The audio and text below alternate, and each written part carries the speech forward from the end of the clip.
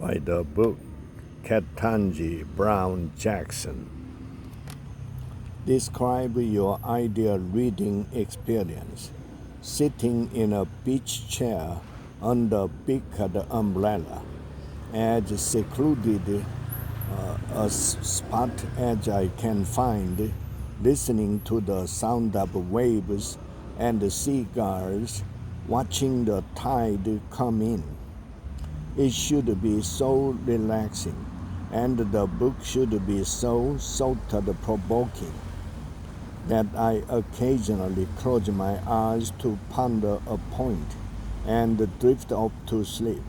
I wake up with the book open in my lap, thinking, where was I? What books has had the greatest impact on you?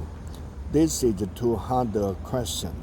There have been so many influences, from the Bible to encyclopedia, teen self-help books, travel guide, legal treatise, to the pregnancy and parenting manuals that literally taught me how to survive those stages of my life.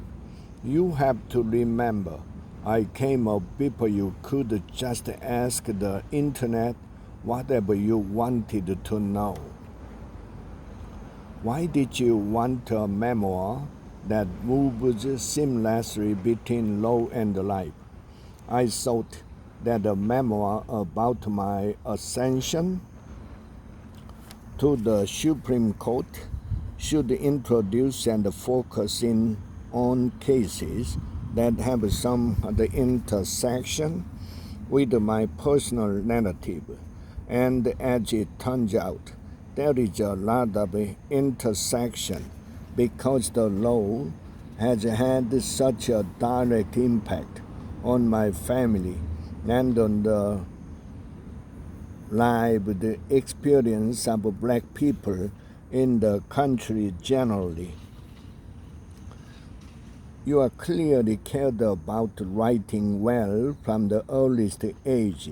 Was it difficult to handle the pen to a co-writer? I didn't hand this project over. I worked very closely with a brilliant collaborator who operated like my partner in pulling this memoir together. She did a lot of the fact-gathering at the outset and put together an initial draft. But I'm a very heavily invested editor. Just ask my law clerks. I wrote the several sections from scratch myself because I really wanted it to reflect my authentic tone and views. It felt like a joint venture. What books inspired you in balancing career and motherhood? How to talk so kids will listen and listen so kids will talk by Adele and Elaine. It's not about the balance itself, but was crucial for me to maintain a relatively good relationship with my daughters. Doing that well is the essential challenge of working motherhood. Which genres do you especially enjoy reading, and which do you avoid? Right now, I don't have much time for pleasure reading, unfortunately. When I do read now, it is most likely to be non-fiction, something with the real-world implication. I did much more fiction reading before I had the kids.